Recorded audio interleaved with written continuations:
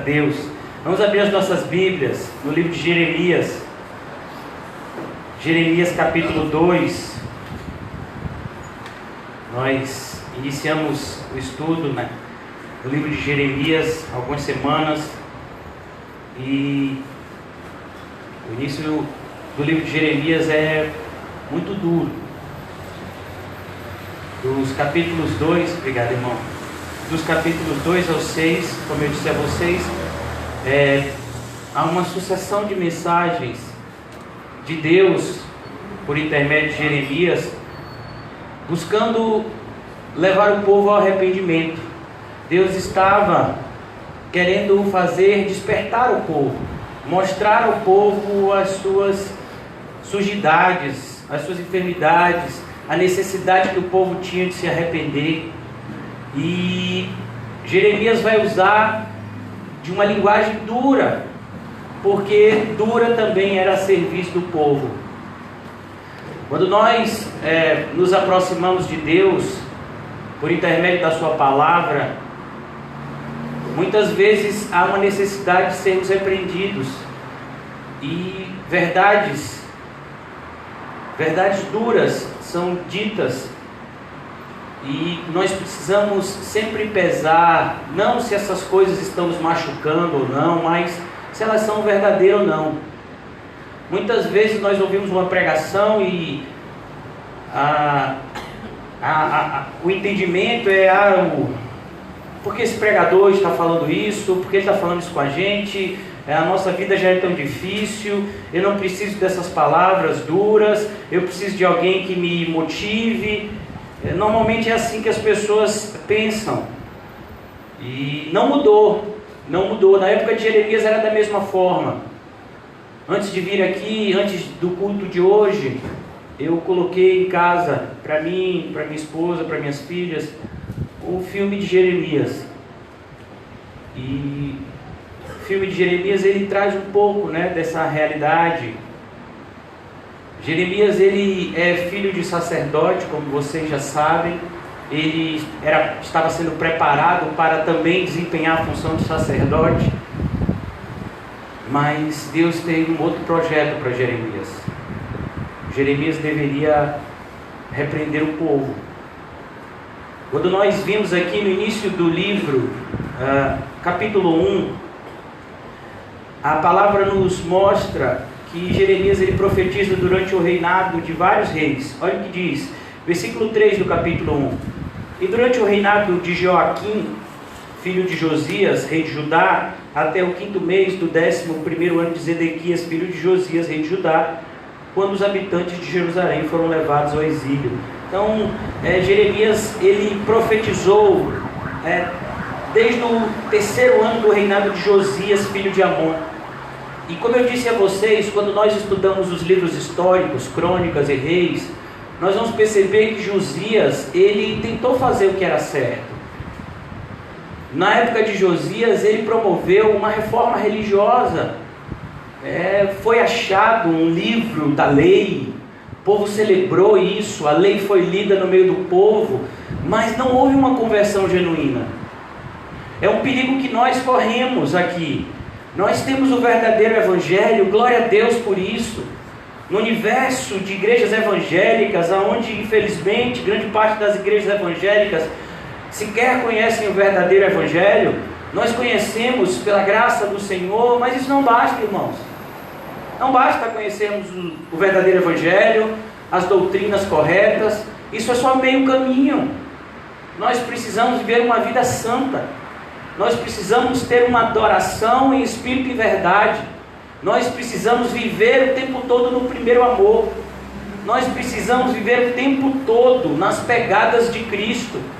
Senão, irmãos, a nossa conversão foi falsa. A nossa conversão não foi verdadeira. Aos domingos nós iniciamos no último domingo uma série que mostra justamente o perigo do auto-engano. E esse povo aqui estava enganado, estava enganando-se a si mesmo.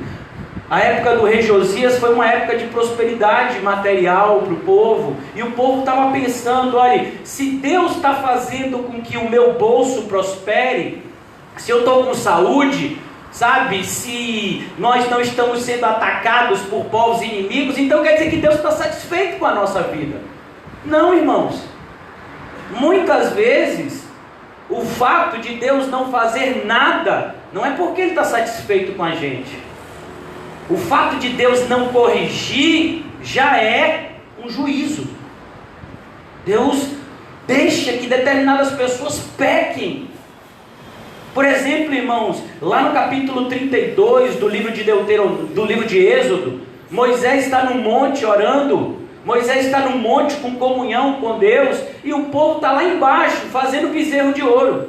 E Deus permitiu que o povo fizesse o bezerro de ouro, e Deus permitiu que o povo festejasse, e Deus permitiu que o povo se embriagasse, Deus permitiu que eles fizessem o que eles bem quiserem, o que eles determinaram fazer. Mas depois, todos esses foram mortos pela espada. Naquele dia morreram mais de 3.000 homens. Que a gente perceba, irmãos, que com Deus não se brinca, Deus não se deixa escarnecer. Aquilo que o homem plantar, é aquilo que o homem vai colher. Então, é por isso que Jeremias está usando essas palavras duras. Quando você estuda esse capítulo 2, às vezes você fica assustado, porque Jeremias está usando palavras muito duras. Jeremias vai dizer aqui, nos versículos que nós vamos ver hoje, a partir do 23, Jeremias vai dizer que o povo estava parecendo uma mula no cio. Olha que coisa, irmãos. Jeremias diz que o povo estava agindo como uma mulher adúltera. Como um camelo que fica no deserto, perambulando de um lado para o outro, atrás de um pouco de água, e fica rodando e não vai para lugar nenhum. Ele diz que o povo estava desse jeito. E quando nós, irmãos, usamos a Bíblia como óculos para enxergar a nossa realidade, nós percebemos que é assim. O homem natural é exatamente desse jeito que Jeremias escreveu. Por isso, irmãos, que nós não podemos usar meios carnais para trazer as pessoas para a igreja. Encher uma igreja é fácil. Sabe? É fácil. Eu e o pastor Ricardo podemos, em 2, 3 meses, conseguir 1.000 membros aqui para a CCVE. Tranquilo. Como? É só a gente fazer uns contatos com pastores famosos, é só a gente ligar para algumas rádios, ligar para a TV, pegar dinheiro emprestado, penhorar alguma coisa aí, e aí investir no sentido do marketing, pegar canal na televisão, fazer isso e aquilo. Daqui a 2, 3 meses a igreja está com 1.000 membros. Não tem uma ovelha, só tem lobo, mas tem 1.000 membros. É fácil. O difícil, irmãos, é você perseverar pelo caminho estreito. O difícil é você ver as pessoas que você ama, e por isso você as exorta, te odiando porque você está falando a verdade para elas. É difícil isso. Está dizendo para a pessoa: irmão, eu estou chamando você ao arrependimento porque eu amo você, eu não quero que você vá para o inferno, eu quero que você vá para o céu. Não, eu não quero saber dessa sua exortação não, você é muito duro, eu vou procurar outro lugar. Quantas vezes a gente já ouviu isso? Quantas vezes a gente já viu isso? É isso que acontece com Jeremias. Jeremias, ele está pregando para um povo que ele amava. Jeremias está falando de palavras duras, por quê? Porque essa era a realidade do povo. É como uma pessoa que chega diante do médico, e o médico faz lá o exame e diz: meu irmão, você está aqui com um estado de câncer avançado, avançadíssimo. E se a gente não começar a fazer um tratamento agora, você não tem chance de sobreviver. Uma pessoa que ouve isso, você acha que ela fica feliz ou triste? Sabe? Mas aquele médico está tentando salvar a vida dele. Está dizendo: não, é agora, a gente tem que colocar você numa mesa cirúrgica, a gente tem que remover esse tumor, você tem que começar a quimioterapia o quanto antes, para a gente tentar reverter esse quadro. A pessoa vai ficar desapontada, a pessoa vai ficar triste, a pessoa talvez fique deprimida, dependendo do seu estado emocional, mas aquele médico está fazendo de tudo para salvar aquela pessoa. É isso que o pregador do verdadeiro evangelho faz, porque ele sabe qual é a realidade da natureza humana. Ele sabe que nós somos exatamente assim. Nós olhamos para esse capítulo 2 de Jeremias e fica parecendo, não, realmente, o pessoal daquela igreja é desse jeito. Tem uma igreja que realmente é assim. Não, irmão, ele está falando para a gente. É para a gente que ele está falando isso. Então, olha o que diz aqui o versículo 23 do capítulo 2. Como você pode dizer que não se contaminou, que não correu atrás dos balaíns? Sabe, as pessoas são exortadas pela palavra e elas ainda se justificam. Irmão, por que você está indo para uma falsa igreja? Pastor, se for esse negócio de verdadeiro evangelho, então ninguém se salva. Como assim? Ninguém se salva. Existe igreja do verdadeiro evangelho. Por que você está na igreja do falso evangelho? Não, porque eu estou aqui com uma missão. Uma missão na igreja do falso evangelho? Que comunhão tem luz e trevas? Então as pessoas, em vez de se prostrar e dizer, não, eu estou errado, eu estou no lugar errado, eu preciso sair daqui o quanto antes, a pessoa ainda justifica o ato de estar lá. Eles ainda dizem, não, Deus, o Senhor está enganado, eu não sou desse jeito não, eu estou lá, mas eu não me permito me contaminar por eles. Mas a Bíblia não diz que as más companhias pervertem os bons costumes? A gente tem pessoas que a gente ama que estão vivendo essa realidade hoje. Elas já ouviram a verdade, mas elas estão em lugar onde a verdade não existe. Mas elas dizem, nós temos uma missão aqui. Só uma missão de condenação. Então é triste.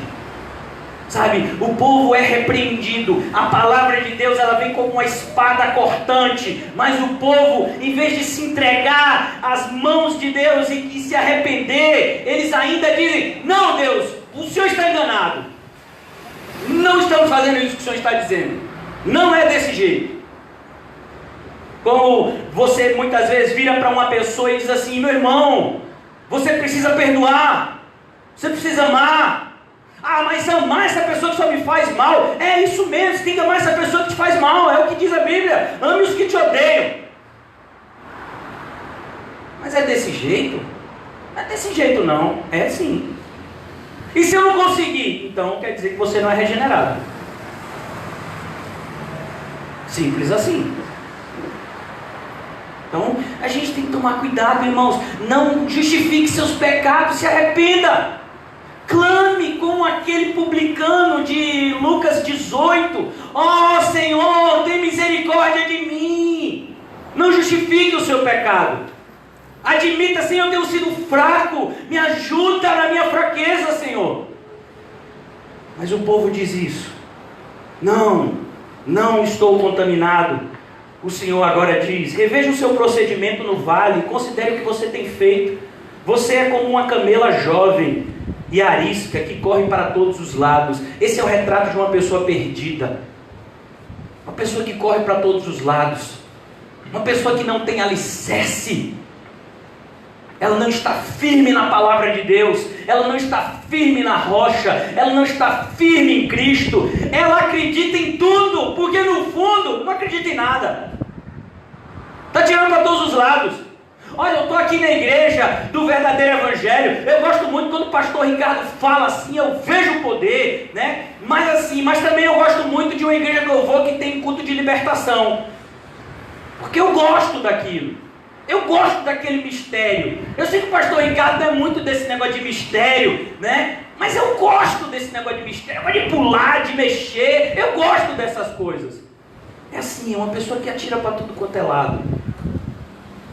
Olha, eu gosto do pastor Ricardo, mas assim, eu assisto o Silas Malafaia, eu acho que ele está certo. Você acha que ele está o quê? Aquele homem não está certo nem no corte de cabelo, sabe? Então, se você acha que da boca dele sai alguma coisa de correto, então quer dizer que você não prestou atenção em nada. Eu estava vendo uma pregação esses dias do pastor Augusto Nicodemos. Ele estava falando de uma realidade parecida com essa, e ele dizendo assim, que essas pessoas que são os desigrejados, né? É como, por exemplo, se há 20 anos atrás todo evangélico, ele congregava em uma igreja, Maria Esmagadora, mas os católicos, então, quando se fazia qual é a sua religião? Eu sou católico. Aí ele perguntava depois, praticante ou não? Ele diz, não, eu sou católico, mas não sou praticante. Ou seja, eu não vou para a missa, não sou de ir para esse lugar, mas eu acredito lá em Nossa Senhora, em Jesus, mas eu não vou para a missa, não quero saber de nada. Sou católico não praticante. Aí hoje em dia, irmãos, você é o que? Eu sou evangélico, mas você congrega em algum lugar ou não? Não, eu sou desigrejado, eu sou a igreja de Cristo, eu não congrego em lugar nenhum. Você congrega em algum lugar? Não congrego. Para você ver a realidade de hoje. Como as pessoas elas vivem atirando para tudo quanto é lado. E o pastor Augusto estava falando justamente dessa realidade. Ele viu uma pessoa na internet falando assim: os dois pastores que eu mais gosto é Augusto Nicodemos e Edir Macedo. E ele não entendeu nada. O pastor Augusto Nicodemos tem uma pregação inclusive falando que a IURD é uma seita e mostrando biblicamente que é uma seita. Mas a pessoa diz: os pastores que eu mais gosto de ouvir é Augusto Nicodemos e Edir Macedo. É exatamente essa a descrição de Jeremias aqui. É aquela pessoa que não entende nada. Ela não está entendendo nada, ela está indo. O camarada falou uma coisinha, rapaz, eu fui lá, José, eu fui na igreja sua, eu gostei da sua igreja. Mas eu tenho uma igreja também em que eu já estou lá. Eu tenho uma pastora que cuida de mim, que me dá cobertura espiritual. Eu gosto de ouvir você pregar, José, mas eu não posso abandonar o ministério da minha pastora. Minha pastora é uma mulher de Deus, ela é profetisa, ela fala as coisas assim. Ela disse que eu ia me casar 5 vezes, que eu ia ter 17 maridos, né? Mas como você vai casar 5 vezes 17 maridos? Não sei, mas ela falou, é profetiza. Não pode dizer nada quando a pessoa profetiza. Não, você está falando contra o Espírito Santo. O pessoal está assim, irmãos. Sai catando o culto, sabe, procurando de igreja. Eu era assim. Tem uma igrejinha do manto lá na suburbana. Vamos, João. Pegava o irmão João, entrava e ia lá. O pai do Ricardo já foi comigo para várias dessas. Vale Coutos, não foi? Coutos, nem sei o lugar. Mata Escura. Sabe? Rapaz, tem uma igrejinha lá, o pastor revela. É isso que o pessoal sai correndo. Não, está vindo um pregador de São Paulo. Trovão. O pessoal vive assim, perdido. Você abre a Bíblia e eles não entendem nada. Você vai pegar pessoas que têm a Bíblia há 5 anos e tem página que ainda está colada. Não abre a Bíblia, nem quando o pregador está pregando. O pregador diz: irmãos, abram aí Jeremias capítulo 2, o camarada fica. Aí terminou o culto, ele vai embora. Fiz minha parte. Então, é assim que o povo estava. Eles se achavam: não, eu sou descendente de Abraão, eu estou salvo de qualquer jeito, é isso aí. Sou judeu, meu pai me circuncidou, sou da aliança. De vez em quando eu venho aqui e trago minha oferta. Eu não dizimo não, porque Deus também, né? Esse negócio de dízimo não testificou ainda no meu coração. Estou esperando um anjo descer do céu e dizer: eis que vos digo, dizimeis. Enquanto não vi isso, eu não vou dizimar. Porque é da antiga aliança. Não sabe nem o que é aliança, mas é da antiga. E você olha assim: meu Deus, não tem como discutir, né? A Bíblia diz: aquele que repreende o tolo vai trazer a tolice dele para cima. Então amém, meu irmão, você acredita desse jeito? Deus te abençoe. O povo estava assim, como uma camela arisca, rodando, totalmente perdido. Aí ele agora vai usar uma outra figura. Olha o que ele diz: essa figura é dura, irmãos. É dura, é a mais dura de todo o capítulo 2. Ele diz: como uma jumenta selvagem. Olha que coisa. Você já viu um jumento? E você já viu um jumento selvagem? Como é? Meu irmão, não encoste não, porque vai dar coice, e um coice pode até matar. Sabe, está falando de um simples jumento, falando de jumento selvagem. É Jesus falando: Saulo, Saulo, você é como um touro recalcitrando contra os aguilhões. É assim que as pessoas são.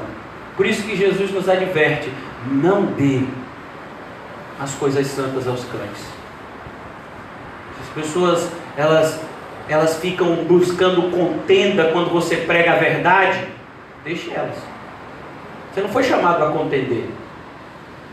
Ah não, eu não acredito desse jeito não, você está errado. Amém, meu irmão, fique em paz. Você não vai discutir comigo. Uma vez a pessoa falou, você não vai discutir comigo? Eu falei, eu não. Mas você tem que discutir comigo. Eu falei, eu não. Você acredita desse jeito? Amém, meu irmão, Deus te abençoe. E fui embora. Peguei minha mochilinha e fui embora. Porque é isso que as pessoas querem, polemizar. Elas não querem obedecer a Deus. É como os fariseus. Eles vão lá perguntar coisas a Jesus que eles já sabem a resposta. Mas eles querem criar uma polêmica. Eu sei o que você vai dizer, eu sei que eu não concordo com o que você vai dizer, mas eu pergunto para poder gerar uma polêmica. Sabe? Isso é uma jumenta selvagem. Quer criar contenda, quer criar discussão, quer jogar as cadeiras para cima. E ele diz, vocês são assim, mas ainda não é o pior. Olha o pior ainda. Como uma jumenta selvagem habituada ao deserto, farejando o vento em seu desejo. Essa jumenta selvagem, ela está atrás de satisfação. Ela quer fazer algo que agrade a ela. E ele vai usar uma figura aqui extremamente humilhante para nós. Ele diz que a gente é como uma jumenta selvagem no cio. Talvez a gente não tenha essa imagem na nossa cabeça, não estamos habituados com a linguagem do campo, mas para nós aqui na capital é fácil ver uma cadela que está no cio. Você já viu? Como fica um monte de cachorro ao redor. Às vezes a gente fica até com pena da coitadinha. E é isso que uma jumenta selvagem é. Rapidamente ela vai encontrar o que ela quer, que é um macho. Sabe, é o povo que está atrás de falsos deuses, falsos mestres. Ah, tem um bocado, irmão, para escolher. Você está atrás de engano? Ah, tem para escolher, irmão. Você quer uma igreja do falso evangelho? Você tem uma opção enorme. Você quer uma igreja do falso evangelho, né? Mas você quer de quê? De cura? Você quer uma igreja do falso evangelho de milagre? Você quer uma igreja do falso evangelho de entretenimento, de diversão? Você quer uma igreja do falso evangelho que fale só de dinheiro? Tem para escolher, irmãos. Você pode escolher o que você achar melhor. Ah, pastor, eu gosto muito de música sertaneja. Tem uma igreja de falso evangelho para você dançar música sertaneja lá. Ou, pastor, eu gosto do teatro. Quando eu era da escola, era do grupo de teatro. Então, assim, eu quero uma igreja que eu possa desempenhar o meu ministério teatral. Tem igreja que você vai para frente do culto e você fica lá. Né? Porque a dança liberta. Meu irmão, você quer fazer balé? Se inscreva no Teatro Castro Alves, né? Sei lá, vai lá pro balé da Rússia, o Bolshoi. Mas na igreja, ficar dando pirueta e achando que isso é de Deus, não tem para tudo quanto é gosto. Eu quero uma igreja que eu possa mandar.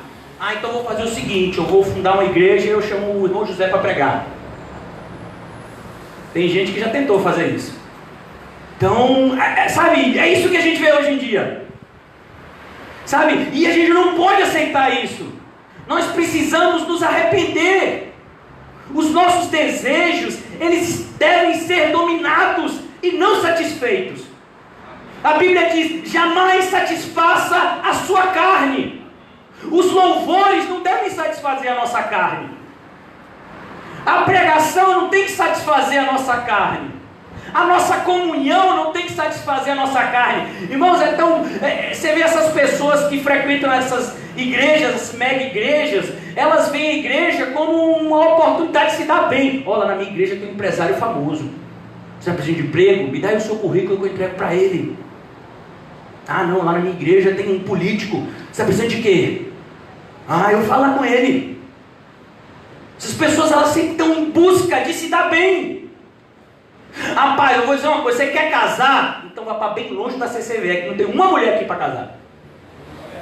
Ô pastor, uma vez um irmão, alguns anos, eu não sei se eu posso chamar de irmão, talvez seja um primo de último grau, e ele disse, pastor, vou ser sincero com o senhor, gosto da pregação e tudo assim, mas eu tenho promessa de me casar.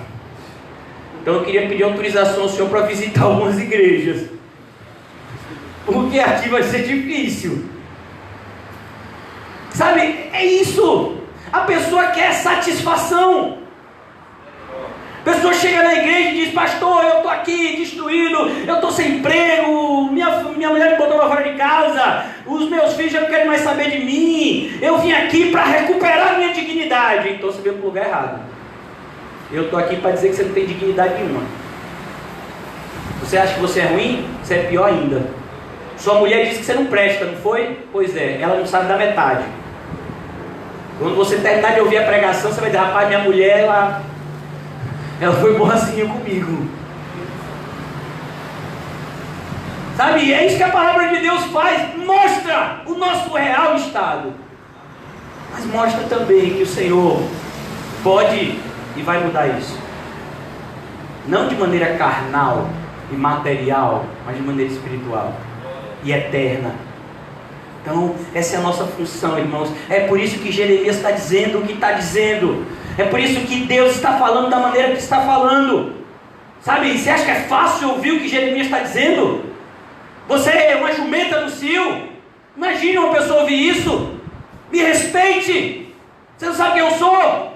Mas eu estava dando um estudo e entrou uma pessoa que não era da igreja e começou a ouvir o estudo. Alguém convidou ele entrou lá, era uma dessas igrejas. Depois a gente fica sabendo do falso evangelho. Eu estava pregando lá: nós somos pecadores miseráveis. A Bíblia diz isso. Me respeite. Você não sabe quem eu sou? Você nunca me viu?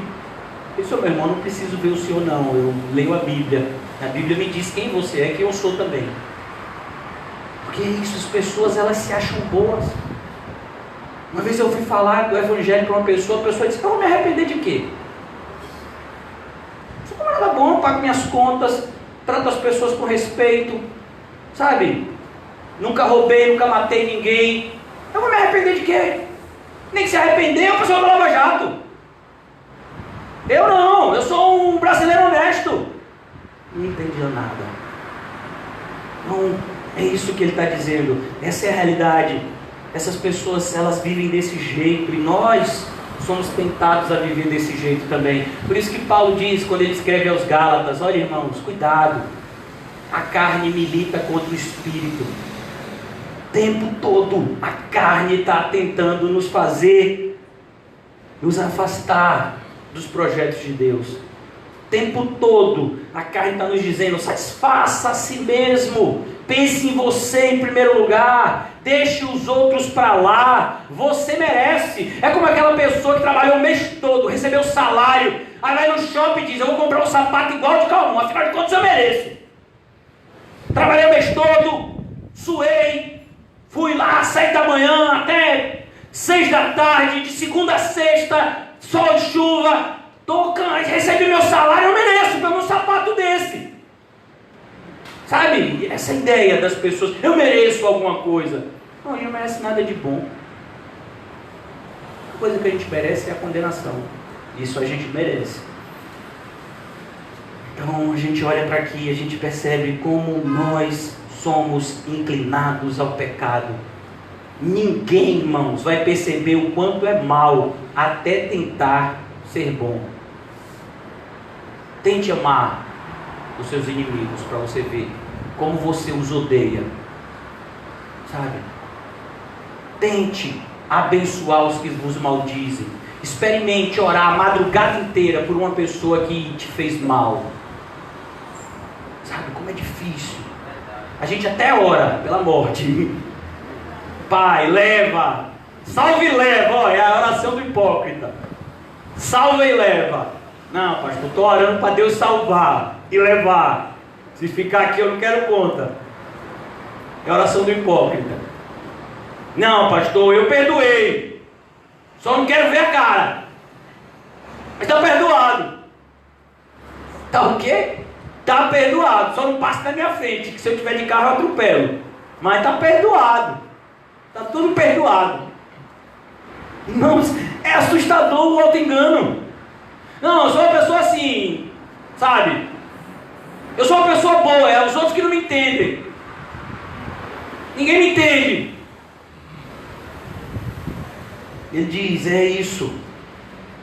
Os machos que a procuram não precisam se cansar, porque logo encontrarão a que está no meio do cio. Irmãos, os falsos mestres hoje não têm trabalho nenhum. Sabe, ele não precisa ter trabalho para lhe enganar.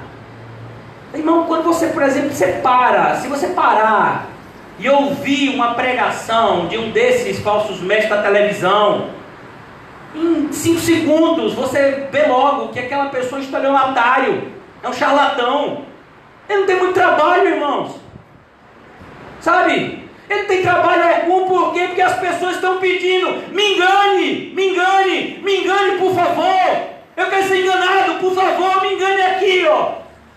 Falso mestre não precisa rodar, não, irmãos. São as pessoas que vêm até ele, de multidão. Como pode, irmãos? Uma igreja como a Universal tem mais de 4 milhões de membros. Um absurdo. Como pode um camarada como Silas Malafaia ser um dos homens mais influentes do meio evangélico do nosso país? Ela não precisa, irmão. É como ele está dizendo aqui, essa jumenta no cio, ela não vai ter, os machos não vão ter trabalho de achar ela. Então, os falsos mestres não têm trabalho algum. Fácil hoje em dia enganar as pessoas, porque as pessoas estão doidas para serem enganadas. Elas querem alguém que minta para elas e diga que elas são boas, que tudo vai dar certo na vida dela, que basta ela acreditar. Ó, basta acreditar. Varão, profetiza, varão. Diga que sua vida vai dar certo. Você tem poder, rapaz. Poder está em você.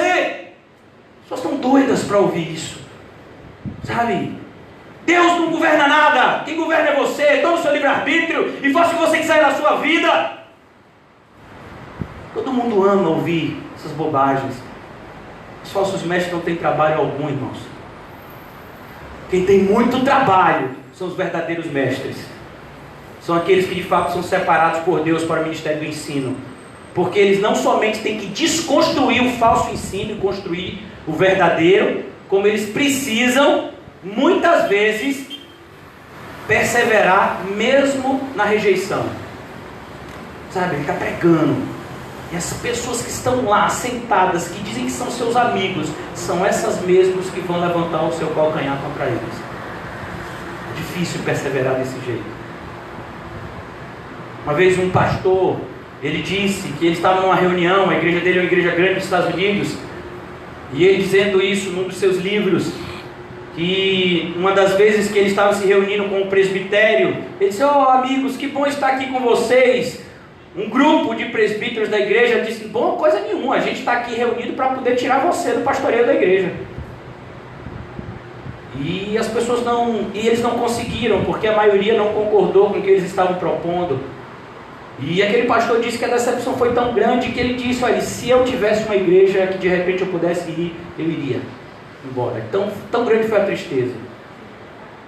Porque nós somos seres humanos, irmãos. Eu e o pastor Ricardo somos seres humanos. Quando pessoas que nós apacentamos, pessoas que nós cuidamos, pessoas que nós exortamos, muitas vezes saem por aí falando mal da gente, da igreja, e fazendo coisas que nem convém ser dito entre os santos, e se entristece o nosso coração. Muitas vezes nós nos questionamos se devemos ou não continuar. Porque é isso, irmãos. Jeremias, quantas vezes ele se questionou: "Senhor, eu não vou aguentar mais ficar pregando essas coisas." Então, nós precisamos perseverar, irmãos. Nós precisamos. O próprio apóstolo Paulo, quando ele escreve aos Gálatas, ele está exortando aquelas pessoas, ele está exortando aqueles irmãos da Galácia, mas ele também aproveita para se exortar. E ele diz: "E não nos cansemos de fazer o bem." Ele quase cansa.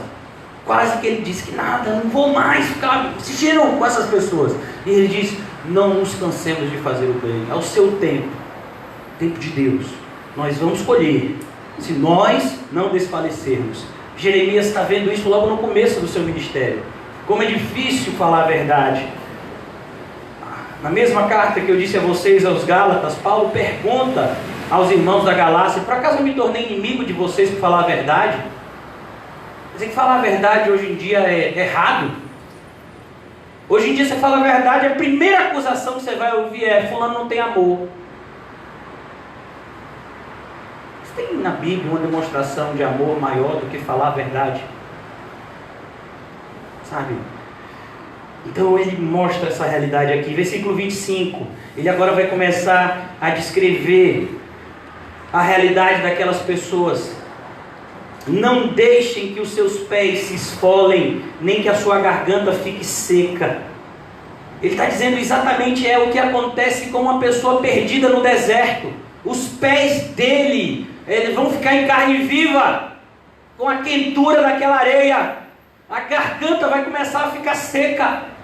E por que as pessoas entram nesse estado? Porque elas rejeitam o convite de Cristo. Venham, eu tenho água para você. Jesus vai dizer lá, se eu não me engano, em João capítulo 7, todo aquele que tem sede, venha a mim e beba. Ele está oferecendo o pão vivo que desce do céu.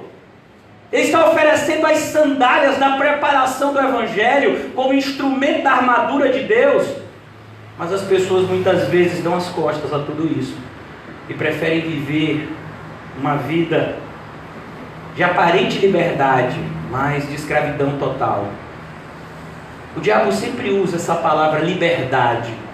Ele sempre diz que se você virar um cristão correto, se você de fato buscar obedecer a Deus, você vai estar escravizado. Você tem que se libertar dessa questão da religião, né? Você precisa de igreja, você precisa de um pastor lhe pastoreando, você precisa congregar, não precisa de nada disso. Se liberte do sistema religioso. Faz como? Sabe, o diabo sempre ele quer dizer que a verdade é mentira, que a mentira é verdade. E as pessoas amam ouvir os seus enganos. A primeira carta que o apóstolo João escreve, o apóstolo João está muito triste. Ele diz, olha, um monte de gente saiu do nosso meio. Por quê? Não eram dos nossos. Aí ele continua naquela carta e diz no capítulo 4, olha filhinhos, cuidado, porque já muitos falsos mestres têm saído pelo nosso meio. Eles falam exatamente aquilo que o mundo quer ouvir, por isso que o mundo os ouve. E aí ele termina a carta, irmãos, de uma forma assim, extremamente verdadeira, mas totalmente desmotivadora, do ponto de vista carnal. Ele diz, o mundo inteiro está sob o poder do maligno, mas nós somos de Deus. Como é que é isso? Quer dizer que eu sou de Deus, mas o mundo inteiro está no poder do maligno, e agora? Sabe, essa é a realidade, irmãos. Essa é a realidade, por isso que nós temos que nos alertar. Será que nós não estamos nos deixando de alguma forma sermos influenciados por essa geração adúltera e perversa? É o que está escrito em Atos capítulo 2, sair do meio dessa geração perversa. É o que Pedro diz para aquelas pessoas que se converteram naquela pregação. Cuidado, irmãos, com as más companhias, para que você não ande perdido. Jesus fala que se você seguir um guia cego, você vai cair no buraco junto com ele. Não deixe que os seus pés se esfolem, nem que sua garganta fique seca. Mas você disse, não adianta, eu amo os deuses estrangeiros e continuarei a ir atrás deles. Imagine, irmãos, Deus está dizendo, meu filho, você está errado, se arrependa. Pastor, eu sei que eu estou errado, mas eu vou continuar fazendo isso mesmo. Você sabe que você está errado? Sei. Você vai continuar fazendo errado?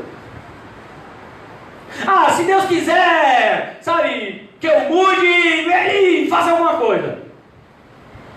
Deus não vai fazer nada, irmão.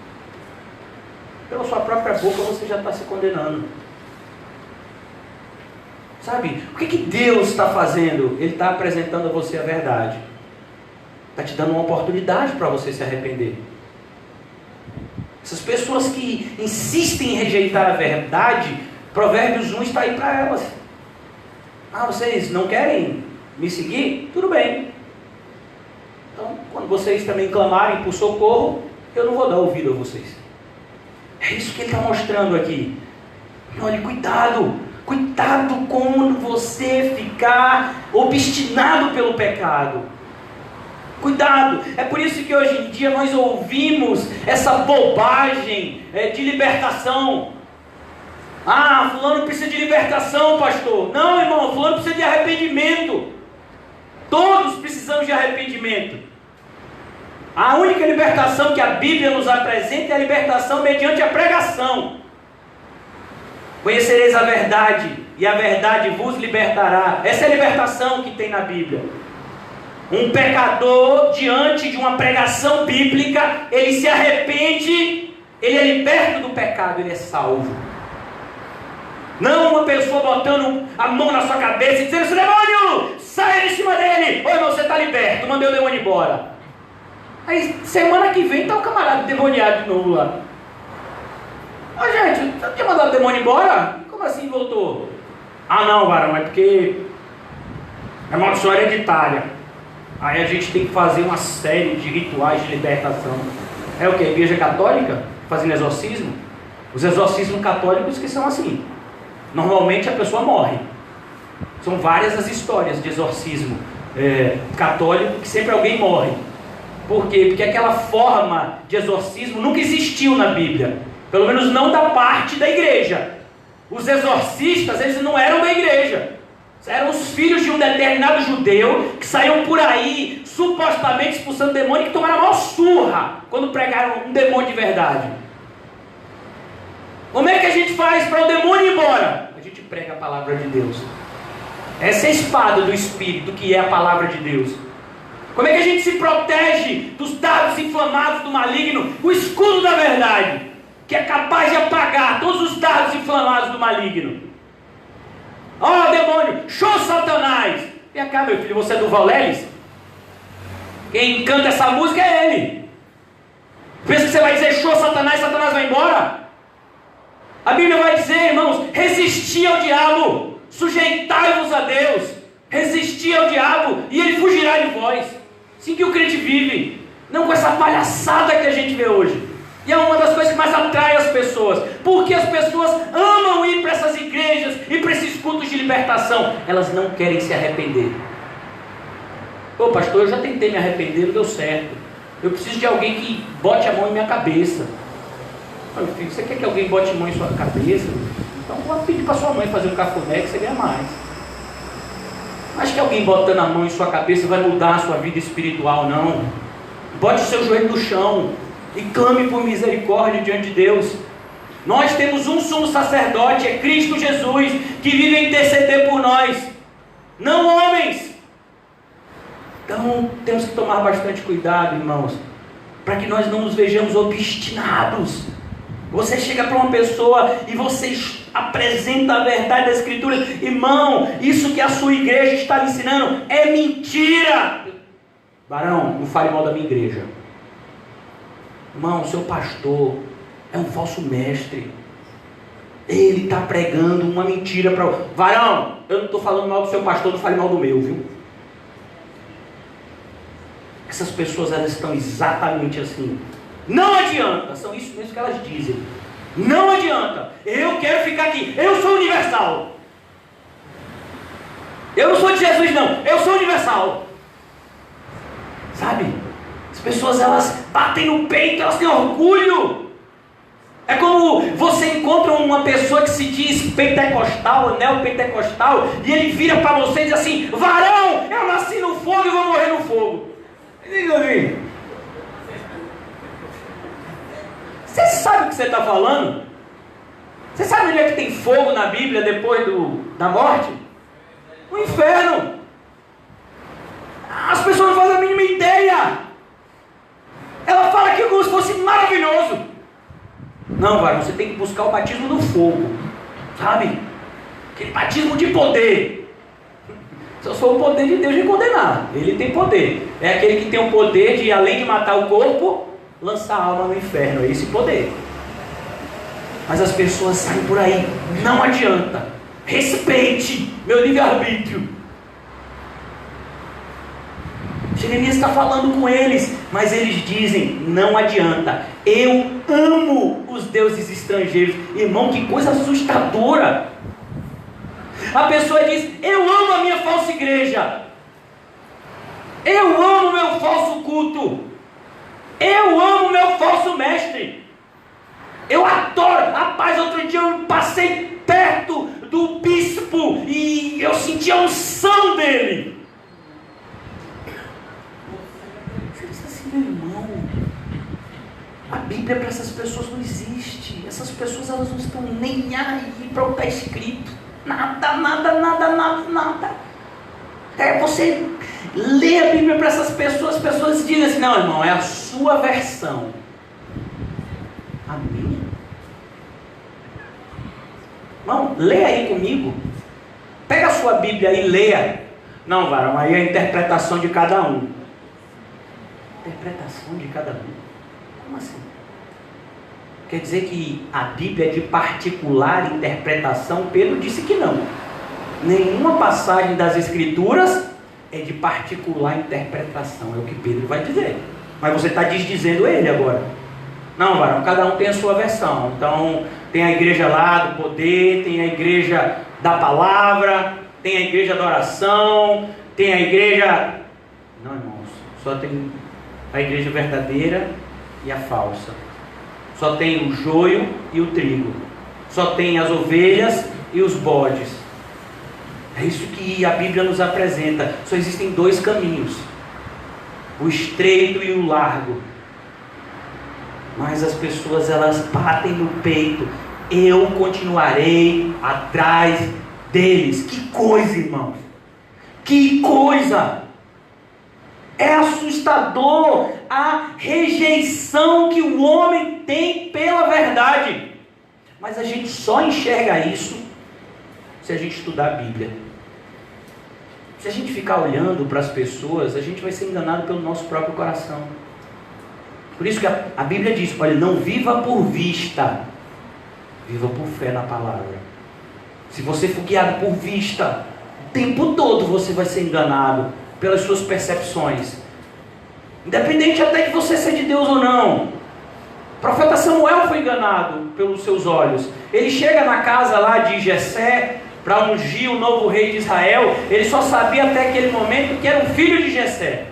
E Jessé tinha vários filhos. E os filhos de Jessé eram todos assim, tipo José, forte, grandão. E aí ele bate logo no olho do mais velho e diz: pronto, é esse tem cara de rei. Depois Deus diz: não, Samuel, não é esse não. Aí ele olha para outro: rapaz, esse tem cara de rei, também não é não.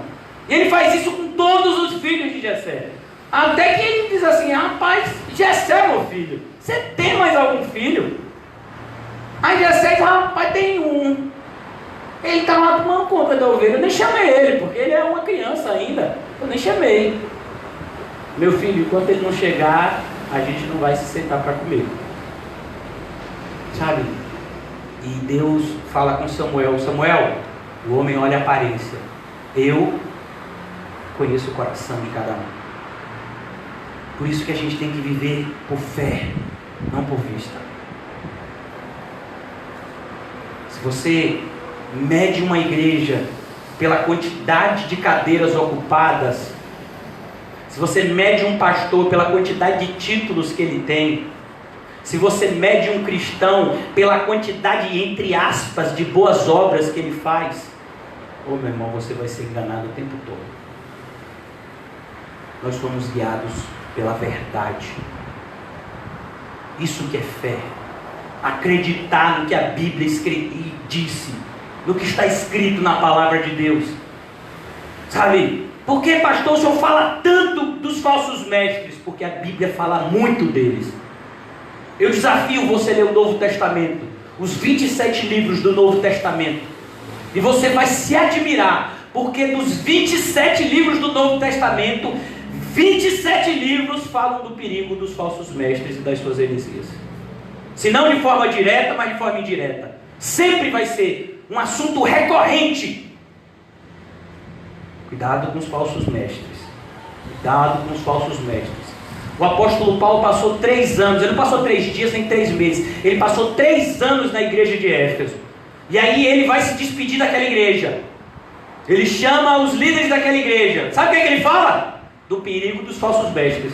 Ele podia dizer tanta coisa: irmãos, estou indo embora, mas fica aí, que Deus vai ser forte com vocês, vai ser vitória, Meu irmão, estou indo embora. Cuidado. Vão tentar entrar falsos mestres. Vão surgir no meio de vocês, irmãos, falando um monte de coisa errada. Cuidado, eu avisei a vocês que Vai acontecer desse jeito. Bíblia o tempo todo. Judas diz: eu queria falar de salvação, não posso. Os falsos mestres estão invadindo as igrejas. Irmãos, isso há 2000 anos. Os falsos mestres estão invadindo as igrejas. Irmãos, cuidado! Preservem a fé que de uma vez por todas foi dada aos santos. Mas hoje em dia você fala: ô varão, eu não gosto disso não, varão. Ficar falando mal. Ficar falando mal. Falar mal é mentir, irmão. Falar a verdade é falar o bem. Então, cuidado. Cuidado com essas pessoas. Não tenha comunhão com elas. Sabe o que é que o discípulo do amor, uma pessoa que o nosso amado irmão Leão segue de perto, que é o apóstolo João. João era um discípulo do amor. Ele fala mais de amor do que qualquer outro discípulo. Mas quando ele escreve a sua segunda carta, ele diz o seguinte: olha, se alguém vem ter com você e não traz consigo, não traz com ele a sã doutrina, não recebais em casa, nem o saudeis, porque se você saudar ele, você vai se fazer participante das más obras dele. Não, que coisa dura, mas é isso. Sabe, cuidado com essas pessoas, é isso que Jeremias está dizendo. Quando a verdade é pregada, irmãos, o Senhor Jesus diz: vocês julgam que eu vim trazer a paz, eu vim trazer a espada. A espada, irmãos, fala de separação. Quando a palavra de Deus é pregada, há uma divisão natural na igreja. Paulo fala isso em 1 Coríntios 11: os aprovados e os reprovados. É a única divisão que existe na igreja. Aqueles que ouvem a verdade são transformados por ela, e aqueles que ouvem a verdade, mas a rejeitam, se não de forma direta, mas pelo menos de forma interna. Tem pessoas que muitas vezes não rejeitam de forma direta, continuam sentados nos bancos, mas em seu interior estão dizendo: não acredito em nada do que ele falou, não é bem desse jeito não. Acredito em algumas coisas que ele diz, mas tem outras que eu não acredito não. Então, essas pessoas estão indo atrás dos deuses estrangeiros. Versículo 26, e agora do 26 até o 35, ele vai começar a descrever o povo de Deus como uma criança mimada. Você já viu uma criança mimada? Quando o pai corrige ela, a primeira coisa que ela diz é: meu pai, você não me ama, você não faz nada que eu quero. Então você fez 99%, mas não fez 1%. O que a criança mimada diz? Você não faz nada por mim. Você não faz nada que eu quero. Você imaginou, irmão? Sabe, é isso que o povo de Deus muitas vezes faz.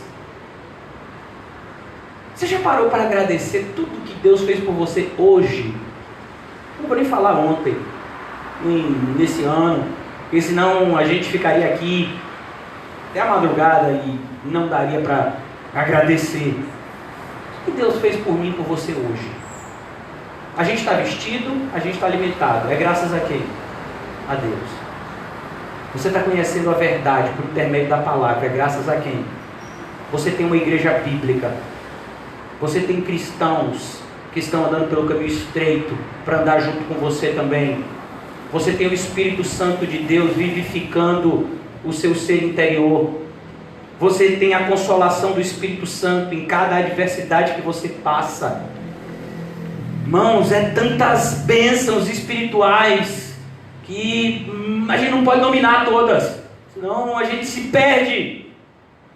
Mas a gente às vezes prefere focar naquilo que a gente de repente queria e não aconteceu. Se esquece de tudo aquilo que Deus tem nos feito. Irmãos, a gente tem que agradecer até pela porta fechada e principalmente por ela. Sabe por que Deus fecha uma porta? Porque tem um monstro lá que vai lhe matar se aquela porta fosse aberta. Por isso que Deus fechou a porta. Então hoje, quando você for orar de noite: Deus, obrigado pelas portas fechadas. Obrigado, Senhor, pelas oportunidades que me foram tiradas. Obrigado, Senhor, pelas decepções dos meus pedidos que não foram atendidos. Porque se os meus pedidos fossem atendidos, com certeza, Senhor, eu estaria em condenação eterna. Tudo que Deus faz por nós, que somos seus filhos, é bom, perfeito e agradável. Se Ele não fez algo que nós pedimos, é porque aquilo que Ele fez é muito melhor do que aquilo que nós pedimos.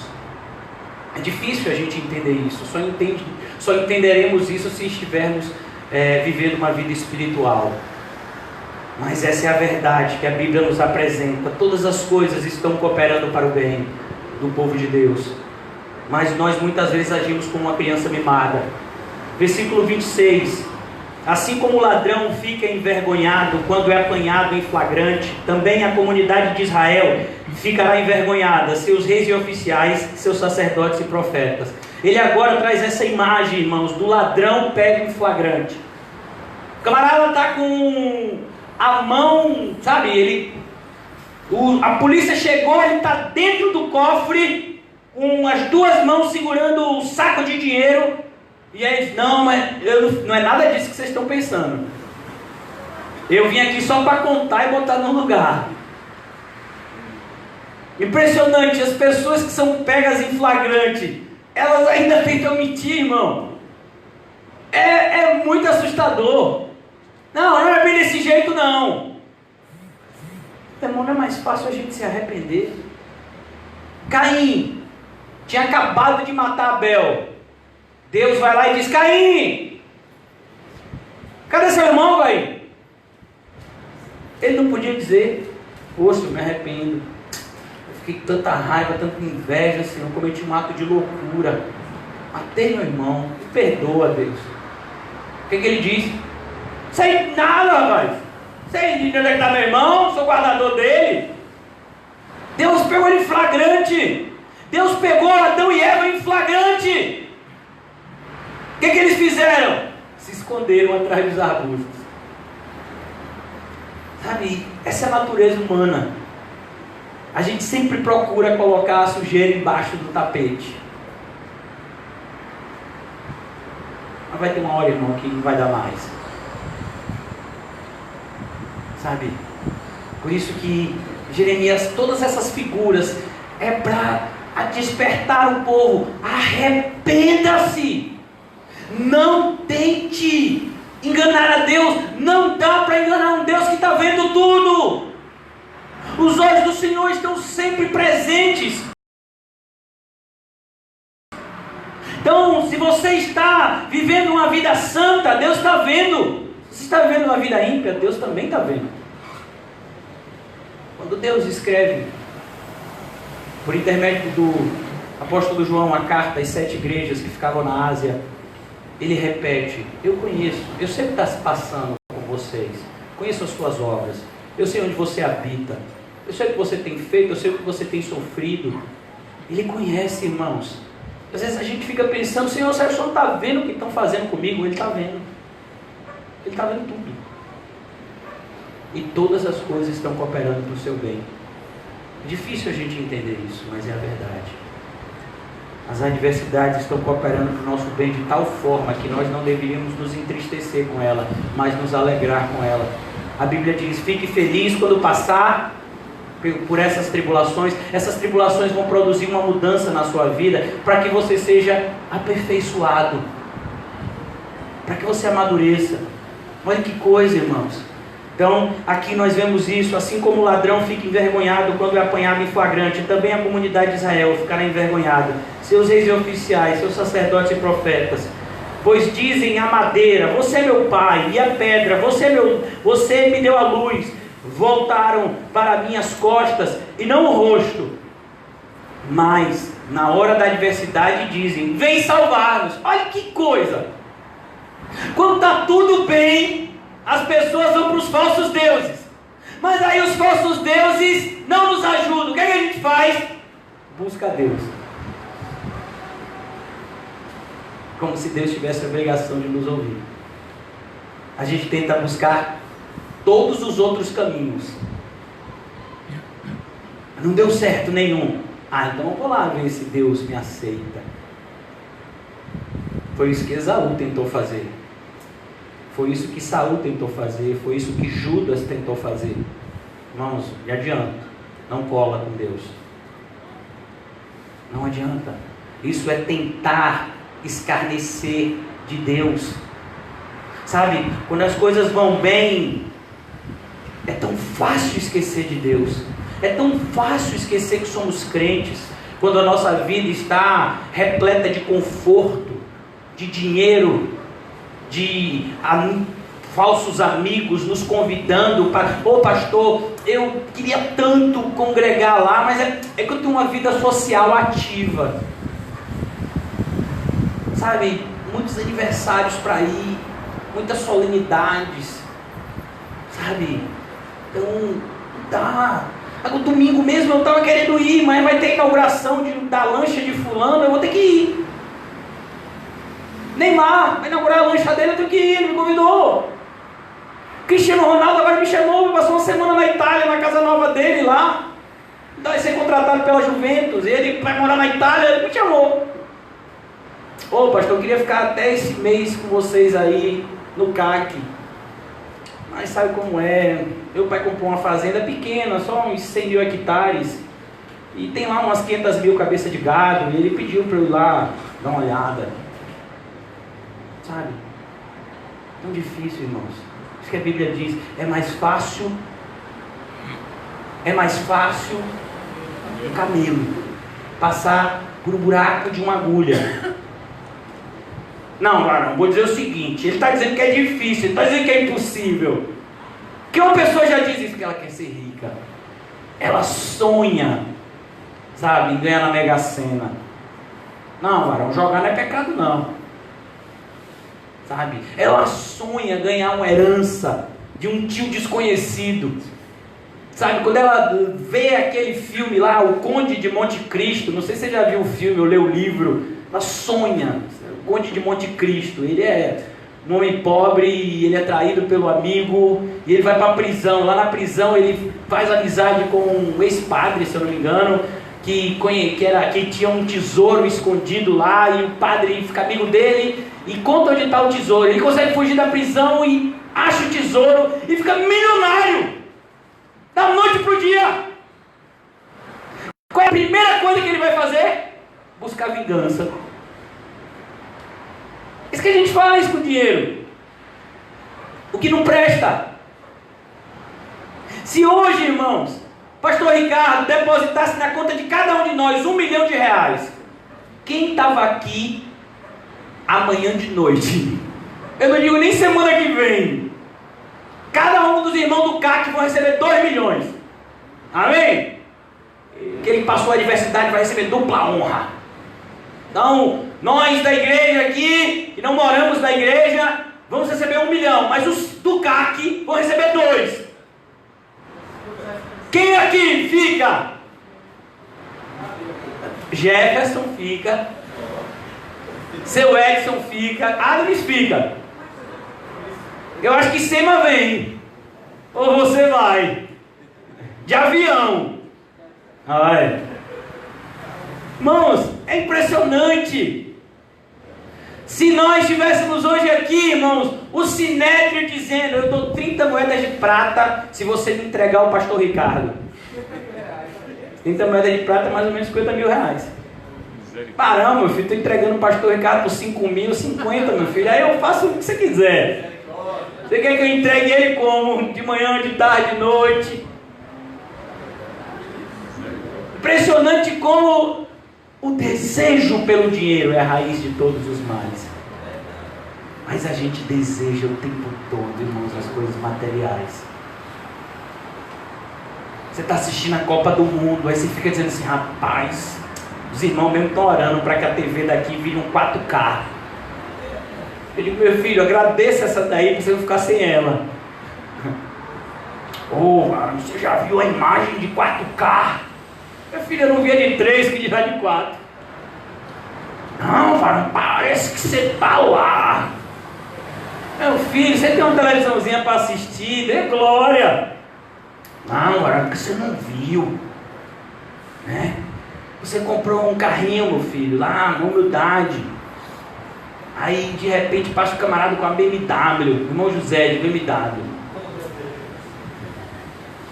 Aí você diz, Deus é com o irmão José, não é comigo. Estou aqui no UPzinho, ainda o ar-condicionado quebrou, o carro está aquecendo toda hora, os pneus estão pedindo socorro. Deus é na vida dele, não é na minha não. É impressionante como a gente olha para a vida do ímpio, irmãos, e acha que o ímpio está sendo abençoado por Deus. Sabe? Não, irmãos. Sabe quem Deus está abençoando? Aqueles que sofrem. Deus nos deu graça, não somente para crer nele, mas para sofrer por amor a ele. Olha que graça maravilhosa. Ô varão, você quer a minha? Eu estou dando. Tem gente que está lá com sua cruz e diz: varão, não aguento mais minha cruz não, leva aí para mim. Sabe, é isso que ele está mostrando aqui. A gente, quando as coisas estão tranquilas, sabe, é com tristeza que eu falo isso. Pessoas já passaram um tempo aqui com a gente, no sofrimento, chorando, clamando a Deus, até dizendo: pastor, acho que eu vou me matar, eu não consigo ficar bem. E hoje essas pessoas estão casadas, com emprego e afastadas da igreja. E ainda acha que a igreja está errada. Mas quando estava sem nada, a igreja prestava. Mas agora que tem um pouquinho assim, não precisa muita coisa, um pouquinho assim, a igreja não presta mais.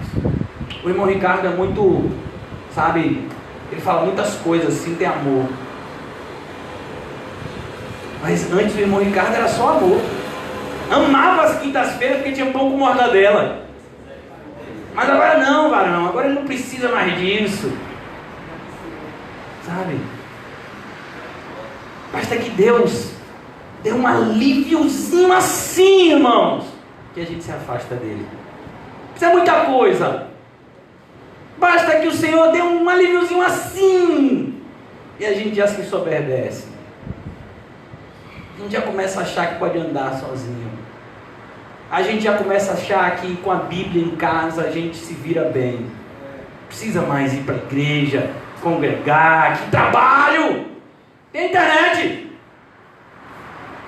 Ofertar, não. Ó, varão, queira me convencer a dar dinheiro na igreja. Não funciona. Ninguém quer lhe convencer a isso. Sabe? As pessoas vão vivendo a sua vida. Mas aí, quando alguma coisa der errado, liga para o pastor Ricardo. Principalmente, meu filho, se tiver algum problema, né?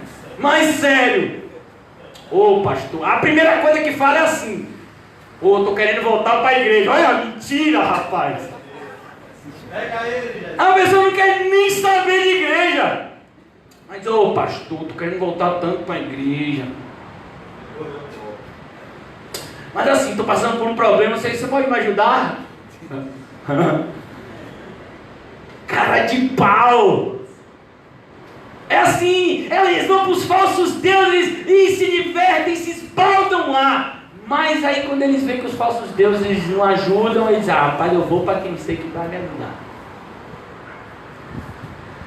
Como se eles quisessem enganar a Deus. Irmãos, eu sempre vou te perdoar. É minha obrigação. Cristo me perdoa e me perdoa de todos os pecados. Mas eu não sei se Deus vai ter misericórdia de você amanhã. Eu sei que a porta está aberta hoje. Amanhã eu não sei. Sabe? Você pode me maltratar 1000 vezes. Eu vou te perdoar 1000 vezes. E se eu não fizer isso, eu estou errado. Mas você pode errar uma vez com Deus e Ele não te dá mais nenhuma chance. Ele fez isso com Saul. Sabe? Então, Ele fez isso com Ananias e Safira. Eles ainda trouxeram dinheiro para a igreja. E foi muito. Eles venderam um campo. Eles separaram uma parte para ele e trouxeram outra parte para a igreja. E Deus os matou instantaneamente. Deus não botou ele de castigo no banquinho do pensamento.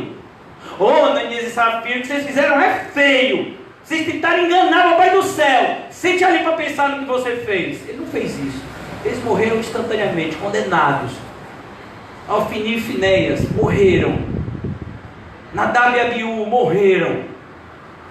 Sabe, eu não sei se Deus vai dar oportunidade para você amanhã. Ele está dando oportunidade hoje. Quando o Evangelho de Cristo é pregado, a porta está aberta. Mas a gente não sabe do futuro. Sabe? Mas a gente fica sempre confiando. Não, eu sei que amanhã Deus vai me perdoar. Eu vou pecar aqui, mas depois eu vou pedir perdão a Deus e vai dar tudo certo. Cuidado. Muitos tentaram fazer isso. Estão no inferno agora. É para essas pessoas que a Bíblia diz: não brinque com Deus. Não brinque. Ele não tem obrigação de salvar ninguém.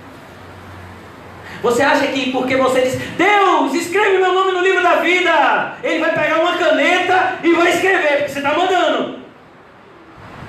É ele agora virou um escrivão. Ah, Deus, eu me arrependi, viu? Escreve meu nome no livro da vida. Quem disse que Ele vai escrever? Eu terei misericórdia de quem eu quiser ter misericórdia. Eu terei compaixão de quem eu quiser ter compaixão. Ele abençoa quem quer, Ele amaldiçoa a quem quer. Não brinque com esse Deus. Horrenda coisa é cair na mão do Deus vivo. É o que a Bíblia diz. Por isso, irmãos, os versículos 28 até o 35, ele começa a descrever agora essa imaturidade daqueles irmãos de maneira ainda mais visível. E onde estão os deuses que vocês fabricaram para vocês?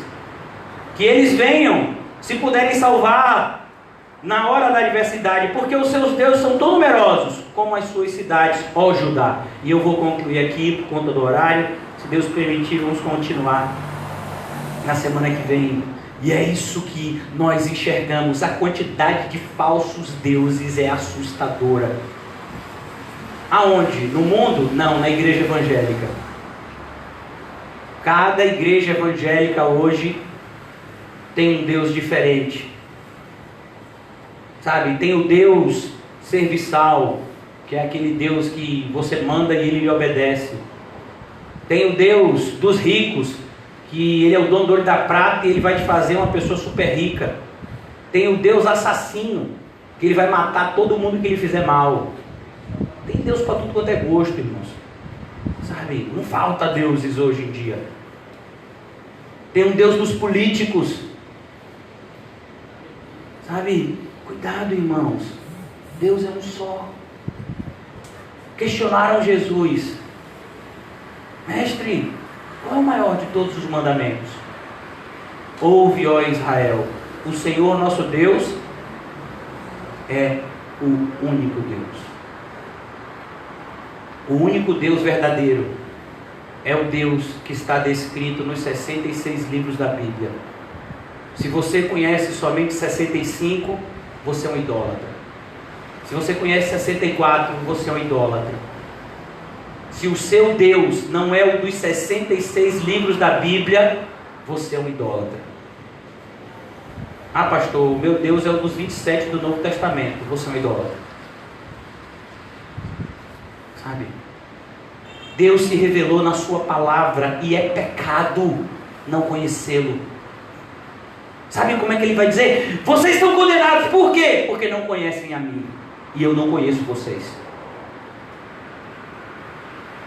Impressionante, a gente tem tempo para tudo, menos para Deus.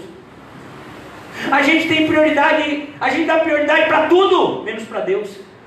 E depois a gente quer que Deus dê prioridade para a gente. Mas irmãos, Ele já disse na sua palavra, e Ele não é homem para que minta. Aqueles que me honram, eu honrarei. Mas aqueles que me desprezam, eu vou dar uma colher de chá. Não, eu os desprezarei. Você não tem tempo para Deus? Deus também não vai ter tempo para você. Sabe? É simples assim. Você vai clamar: Deus, não te conheço. As 5 virgens. Abre mas fechou a porta. Não conheço vocês. Senhor, Senhor! Por que está me chamando de Senhor? Vocês nunca fizeram o que eu mando? Por que está me chamando de Senhor agora? Sabe, essa é a verdade da Bíblia. Então, pastor, quer dizer que eu estou indo para o inferno? Não, Deus está chamando a mim e a você a nos arrependermos. A nos arrependermos continuamente. O arrependimento verdadeiro, ele é contínuo. Todos os dias a gente se arrepende.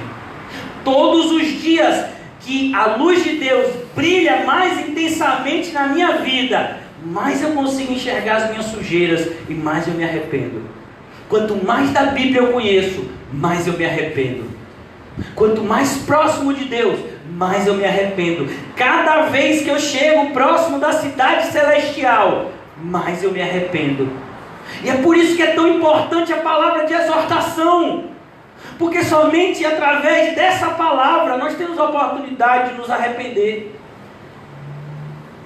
Que o Senhor nos ajude, irmãos, e nós cada vez mais possamos agradecer a Deus pela sua bendita correção, pelo sofrimento que Ele permite que tenhamos para a nossa maturidade, porque Ele não nos deixa infrutíferos, mas Ele nos poda para que nós demos ainda mais frutos. Você acha que a árvore que está sendo cortada, você acha que ela se agrada? Mas ela está sendo cortada para dar frutos. Você acha que o irmão que está sendo exortado, eu e você, vamos ficar alegres? No primeiro momento a gente não fica. Mas quando a gente vai para a Bíblia, a gente diz, meu Deus, muito obrigado pela essa correção. Obrigado, Senhor. O Senhor nos ajude, irmãos, a cada vez mais mergulharmos nesse processo de santificação, que tem como elemento essencial o arrependimento. O que mais a gente precisa para a santificação? Arrependimento. Arrependimento. Arrependimento. Arrependimento. Arrependimento. Põe a cara no pó. Quem sabe ainda haja esperança. A igreja de Éfeso abandonou o primeiro amor. Arrepende! Lembra de onde caíste? O tempo todo Deus está chamando o seu povo ao arrependimento. Jesus começa a pregar lá na região de Israel e ele prega: arrependei-vos, é chegado a vós o reino dos céus. O apóstolo Pedro prega o primeiro sermão da igreja em Pentecoste. As pessoas se sentem compungidas no seu coração e perguntam a ele e aos demais apóstolos: o que devemos fazer? E ele diz: arrependam-se. O que você precisamos essa noite? Arrependimento. Arrependimento sincero, genuíno. Um arrependimento de fato que mude as nossas vidas, que nos permita viver diferente ao sairmos do culto. Vai ser difícil sustentar isso amanhã? Vai, mas Deus vai dar graça. Aquele que é santo, santifique-se mais ainda, a cada dia. Vamos orar. Ó Deus, diante da Tua palavra, Senhor, muitas vezes ficamos mudos, Senhor, envergonhados conosco mesmo. Ó Deus, como nós somos duros de coração. Ó Deus, quantas vezes o Senhor tem nos exortado e nós insistimos no erro. Nos ajuda, Senhor. Nos ajuda. Nos ajuda, Senhor. Nos ajuda. Nós não queremos, Senhor, mais viver essa vida de desobediência, Senhor, de aparência. Oh Deus, não queremos viver essa vida de amor fingido para contigo e para com o próximo, Senhor. Nos ajuda, Deus, a te amar como o Senhor merece e amar o nosso próximo como o Senhor nos ensina. Nos ajuda, meu Deus, a não olhar para trás, a não desejar as coisas do mundo, mas desejar as coisas do alto, Senhor. Nos mostra, meu Deus, cada vez mais a Tua face, para que nós nos prostremos e Te adoremos, Senhor, em espírito e verdade. Ó Deus, nos ajuda, Deus. Em nome de Jesus, amém e graças a Deus. Amém, irmãos? Hoje é dia de arrependimento. Tem um irmão que vai se batizar. Venha, meu irmão. Amém? Você se arrepende de todos os seus pecados. E você se compromete a andar nos caminhos do Senhor a partir de hoje. Então eu te batizo em nome do Pai, do Filho e do Espírito Santo. Amém. Te abençoe. Ó Deus, eu quero orar pelo meu irmão. A Tua palavra diz que a festa no céu não quando uma pessoa é batizada, mas quando um pecador se arrepende. Nós acreditamos, Senhor, que ele veio aqui nessa noite motivado, Senhor, pelo verdadeiro arrependimento. Por isso, meu Deus, nós rogamos pela vida dele, para que o Senhor complete a boa obra, Senhor. Ajuda ele, Senhor, a seguir no Teu caminho santo, no Teu caminho estreito. Protege ele, Senhor, das astutas ciladas. Que cada vez mais, Senhor Jesus, ele se aproxime de Ti e ande nas Tuas pegadas, Senhor. Em nome de Jesus, amém. E graças a Deus. Deixa eu ver. Amém? Agora, irmãos, o irmão José vai pregar. Amém? Vai chegar uma quarta dessa. E vai ser depois do irmão José e na madrugada o pastor Ricardo. De meia-noite às 5 da manhã. Vai ser ele. Amém? Isso mesmo. Vamos orar por esse dia. Tem gente que já está orando para que ele não chegue. Faça isso não, irmão. Ó Deus, nos ajuda, meu Deus. Nos ajuda a nos alegrar com a Sua exortação, Senhor. Ó Deus, tudo aquilo que nos foi dito hoje, tudo aquilo que veio de Ti, Senhor, que seja assimilado na nossa mente e no nosso coração e que seja praticado, Senhor, por cada um de nós. Não nos permita, Senhor, ser como um homem insensato que ouve e não pratica, mas que sejamos como um homem sensato que ouve os Teus conselhos, Senhor, e põe em prática. E a nossa vida, então, se tornará como uma casa construída sobre a rocha. Que seja assim conosco, Deus, a partir de hoje. Em nome de Jesus, amém. E graças a Deus.